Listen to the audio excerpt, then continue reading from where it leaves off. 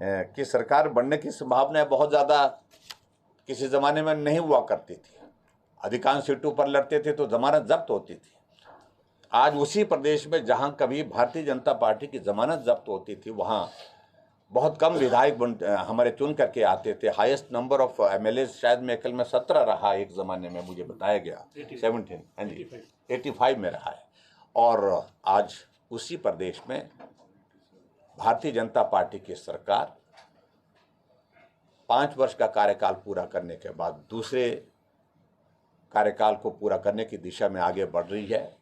गठबंधन की सरकार है और मिलकर के काम हो रहा है। मुझे इस बात की खुशी है कि हरियाणा हर दृष्टि से आगे बढ़ कर के काम कर रहा है।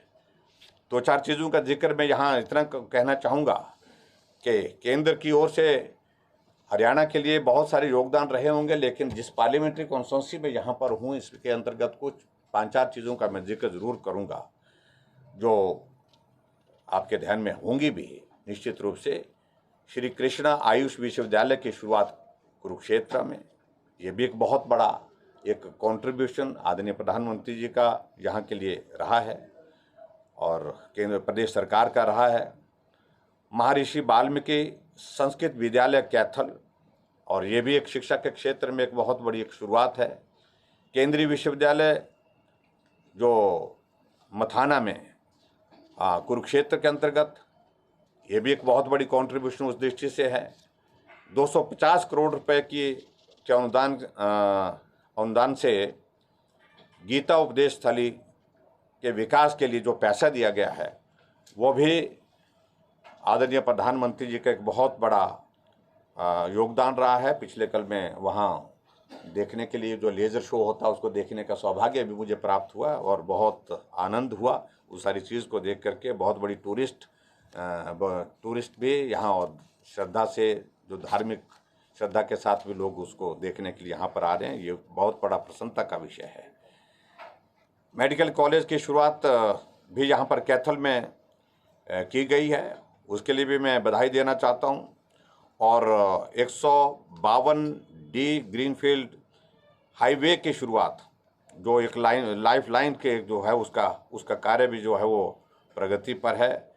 और उसी तरह नेशनल हाईवे 152 नंबर जो है ये नेशनल हाईवे अम्बाला कैथल वो राजस्थान तक जोड़ा गया, ये भी एक बहुत बड़ा योगदान कनेक्टिविटी की दृष्टि से आपके हरियाणा में है।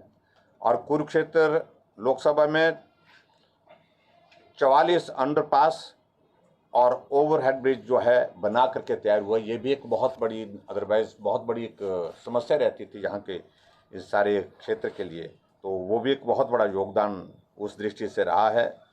और एक और चीज़ जो आपके यहाँ पर उत्तर क्षेत्र के लिए जो एक national institute of design NID जो है, हाँ जी फैशन डिज़ाइन, जो वो राहुल गांधी जी देश की छवि को नुकसान पहुंचाने के लिए काम कर रहे हैं, जो दुर्भाग्यपूर्ण है।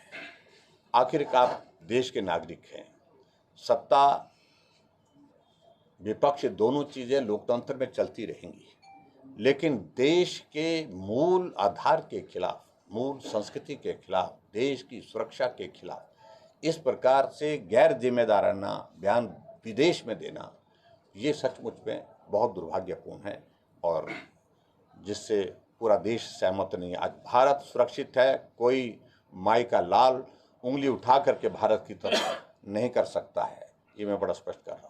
सर, आपने केंद्र सरकार की इतनी उपलब्धियां बताई, मोदी सरकार की उपलब्धियां बताई, बावजूद इसके सर पहले पंजाब से भाजपा कहीं ना कहीं अकाली दल के साथ थी, दूर हो गई, फिर हिमाचल से दूर हो गई, अब छत्तीसगढ़ से दूर हो गई, तो ऐसे में 9 साल की उपलब्धियों को जनता के बीच में लेकर जाना एक बड़ी चुनौती नहीं होगी? देखिए, लोकतंत्र इसी के साथ इसी से जुड़े हुआ सवाल है, इसी में उत्तर आ जाएगा। आपने बहुत सारी जो मोदी सरकार की जो उपलब्धि गिनवाई है, हिमाचल के लोगों ने भी उसका फायदा मिला है, लेकिन हिमाचल में भारतीय जनता पार्टी हार गई है, कर्नाटक में भी हारी है। तो क्या हिमाचल में जो पूर्व मुख्यमंत्री या तत्कालीन मुख्यमंत्री जयराम ठाकुर से लोग नाराज थे, इस कारण से हारी है? और लोकसभा जब चुनाव देखिए, आज एक तो बात उसमें तो कोई नुकसान नहीं होगा? एक बात मैं जरूर कहना चाहूँगा, आज का विषय बहुत स्पेसिफिक है और मैं समझता हूँ कि हम बहुत सारे विषयों पर इस तरह से नहीं जाएंगे। लेकिन लोकतंत्र में चुनाव हार जीत चली रहती है। देश आगे बढ़े, प्रदेश आगे बढ़े, ये एक लक्ष्य होना चाहिए। हमारे सामने एक लक्ष्य ये है। और हिमाचल के संदर्भ में मुझे सिर्फ इतना ही कहना है कि 0.9% से अंतर रहा। जिस प्रकार से जो कांग्रेस ने गारंटियां दी है, वो गारंटियां आज उनको गले पड़ गई हैं। आज मुख्यमंत्री सार्वजनिक कार्यक्रमों में जाने से परहेज कर रहे हैं कि लोग उनको पूछ रहे हैं कि जो गारंटी आपने दी उसका क्या हो। सारी चीज़ें एक तरफ छोड़ करके मैं इतना ज़रूर कहना चाहता हूँ, हिमाचल प्रदेश में विकास की दृष्टि से कोई कमी नहीं रही और कोई इशू गवर्नमेंट के अगेंस्ट नहीं था, लेकिन फिर भी उसके बावजूद हम लोकतंत्र का सम्मान करते हैं और ऐसे में कुछ issues all of a sudden ऐसे क्रॉप अप हुए जिसके कारण चुनाव प्रभावित हुआ। इन सारी चीज़ों का जिक्र करने का जो खिलाड़ियों का आंदोलन चल रहा है, इस पर क्या? देखिए, सारे मामले में मुझे सिर्फ इतना ही कहना कि FIR ऑलरेडी वहाँ पर लॉन्च हुई पड़ी है, इन्वेस्टिगेशन की प्रोसेस चली हुई है और मुझे लगता है कि अब उसमें इन्वेस्टिगेशन की प्रोसेस जब चली हुई है तो हमें इंतजार करना चाहिए इन्वेस्टिगेशन की प्रोसेस को कंप्लीट होने का। सर, इतनी सारी उपलब्धियों के बाद कल ही राहुल गांधी बयान दे रहे हैं कि 2024 में बहुत बड़ा उलटफेर होने वाला है बीजेपी जो सत्ता से। लेकिन मुझे लगता है कि कई बार राहुल गांधी जी बहुत ज़्यादा बोल जाते हैं और बहुत उत्साहित हैं अभी कुछ वजह से, और जिसके लिए मैं सिर्फ इतना ही कहना चाह रहा हूं कि बहुत बड़ी निराशा होगी। 2024 में जब चुनाव होगा, भारत में फिर भारतीय जनता पार्टी की सरकार नरेंद्र भाई मोदी जी के नेतृत्व में बनेगी और बहुत मजबूती के साथ बनेगी। जितना बहुमत आज की तारीख में है, इससे कम नहीं, इससे ज़्यादा। सर, एक रेल हादसा हुआ, बहुत लोगों की जान चली, तो क्या कहेंगे? देखिए, रेल हादसा निश्चित रूप से वो बहुत दुर्भाग्यपूर्ण घटना घटित हुई है और उन परिवारों के प्रति हमारी संवेदना है।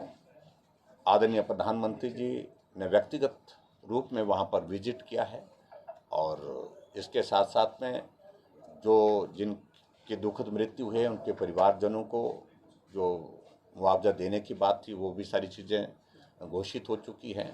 एक हाई लेवल एक कमेटी कॉन्स्टिट्यूट हर इस घटना के लिए वो भी गठित हो चुकी है। और लेकिन इतना ही मैं कहना चाहता हूँ, जो जिनकी दुखद मृत्यु हुई है, संवेदना उन परिवार के प्रति, जो घायल हुए हैं और वो जल्दी जो है उनको स्वास्थ्य में सुधार हो, ऐसी हम कामना करते हैं। Thank you very much. Please.